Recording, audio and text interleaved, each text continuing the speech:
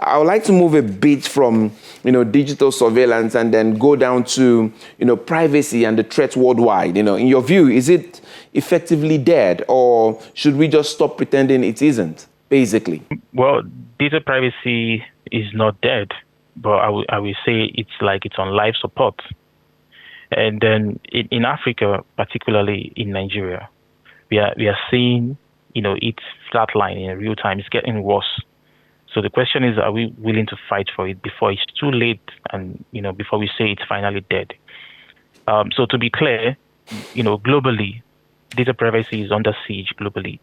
But in Africa and especially in Nigeria, the assault is even more aggressive. And, the defenses are weak, all right? I think currently, right now, we have over 121 million NIN numbers issued in Nigeria. So that's about biometric data, fingerprints, facial scans that is being collected on more than half of the population, and it is stored in a database.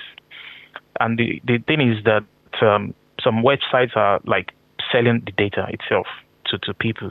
So all sourced directly from where it is stored, which is the centralized database. So that, to me, it's not a data breach. It's like a systemic failure itself, because Nigeria is among the leaders when it comes to making biometric registration mandatory for almost everything that you want to do. We are talking about SIM cards, bank accounts, voter cards. Virtually everything you do, needs to go through a biometric registration. And the problem is that the NIMC Act itself, which is meant to protect people's data, all right, it's meant to restrict access to getting people's data without authorization, is not fully protective of people's data.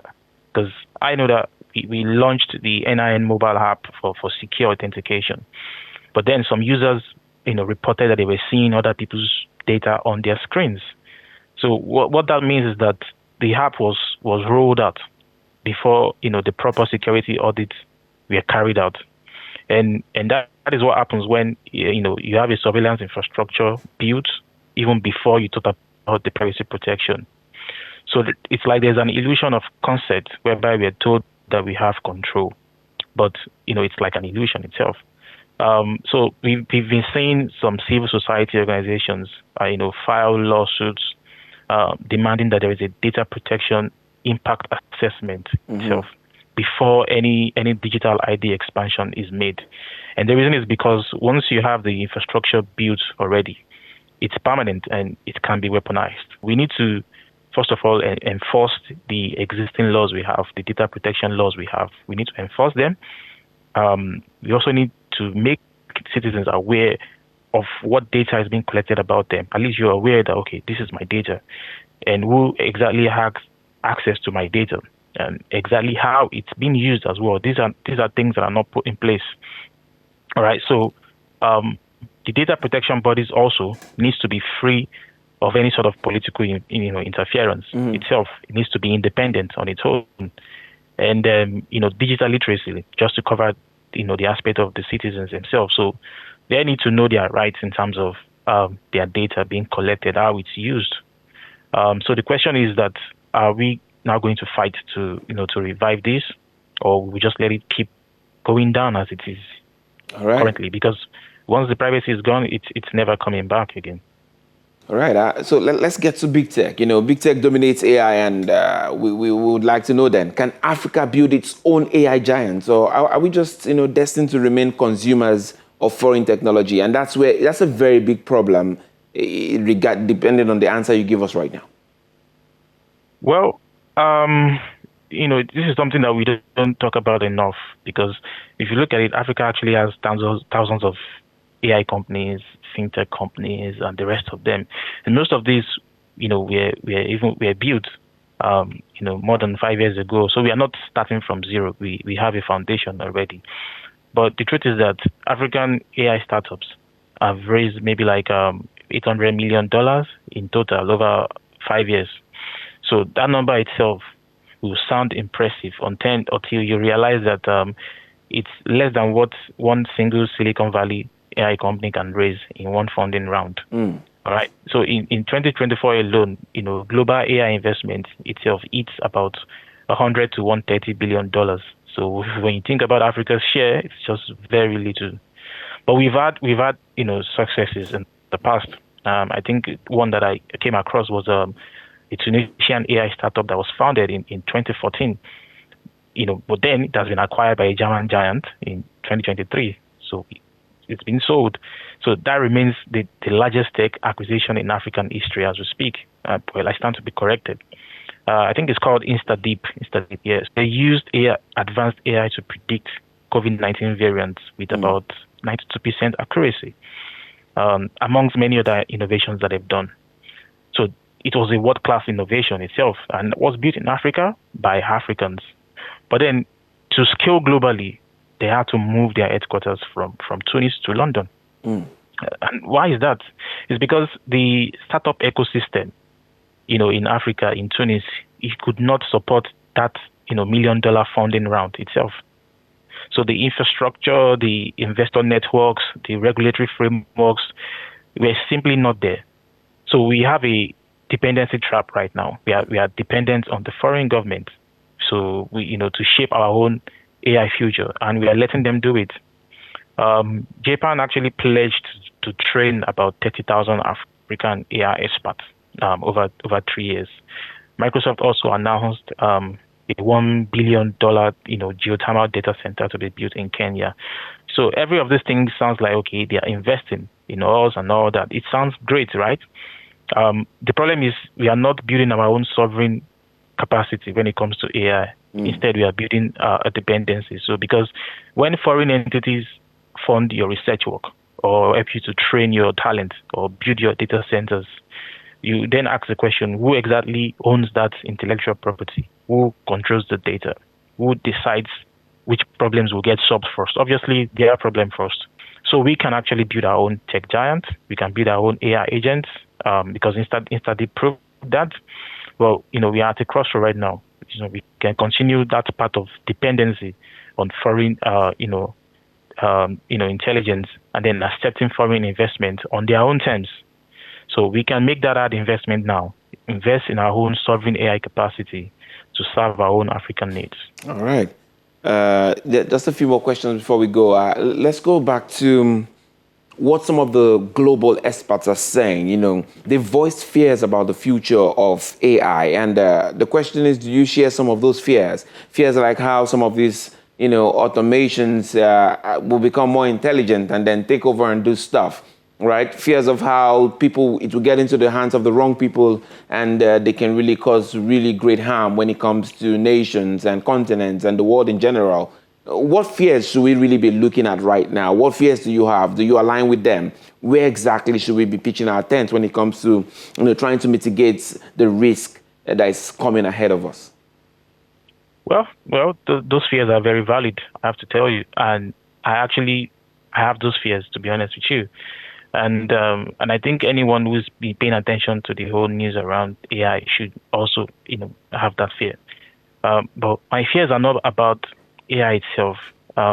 It's about who exactly is controlling it, who holds the control for it, who is benefiting from it. Because as long as they are benefiting from it and the results are detrimental to people, they'll keep on benefiting, without the consequence of whatever is happening. So we need to be prepared for what is coming. I can't say I know what is coming in the next few years because every day there are new innovations. So the fears are grounded in what is currently happening right now. So that fear of control, like we both said, in terms of who exactly is controlling it. So there's a risk for super intelligence performance. Elon Musk and they're just trying to outperform each other, trying to get it performing at its best, doing things that have never been seen before. But there are really no plans on how to control it. All right. So a recent AI safety index found out that none of the major AI companies, all right, not Anthropic, not Google, Gemini, not OpenAI, scored above a D grade when they looked at existential safety planning. And frankly speaking, these tech giants are spending hundreds of billions of dollars to create super intelligent systems over which, we will lose control over. And there's also the unemployment threat. If you look at it, there's a fear that it threatens employment, which is It's playing out in real time already. Most people in our country, Nigeria, have lost their jobs to AI. You think about customer service roles in banks, has been taken over by AI itself. So the International AI Safety Report, in 2025, documents the risk, which includes mass employment, manipulation of public opinion, and biological attacks.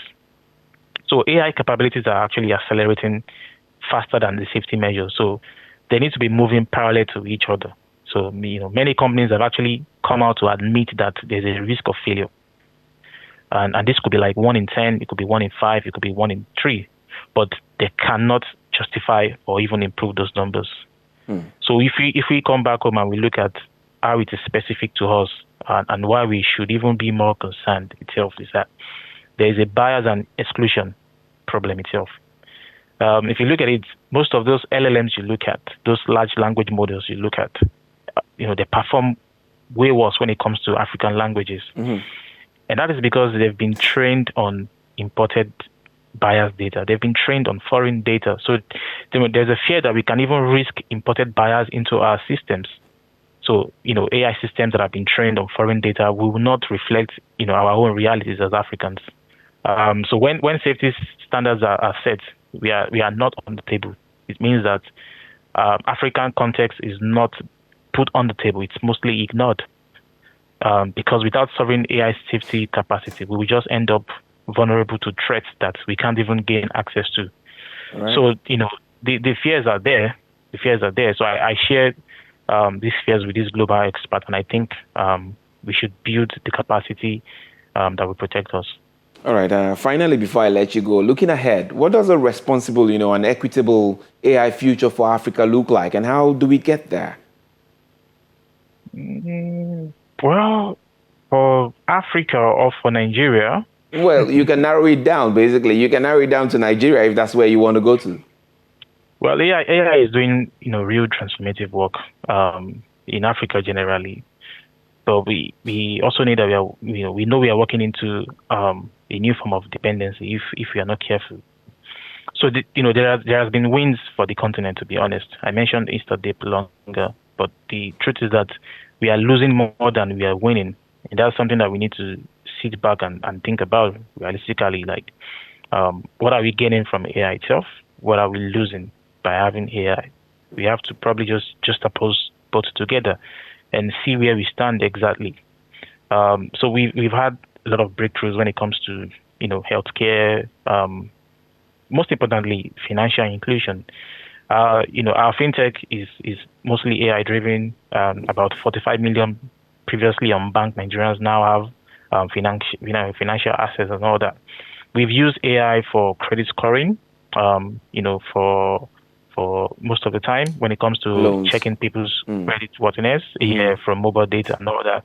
So it's working, it's helping. But what needs to be asked right now is that how much are we gaining from it and how much are we losing? So we need to weigh both together. So like in 2024, I think when ChatGPT went down for a while, most businesses couldn't operate. So that's not sovereignty on its own.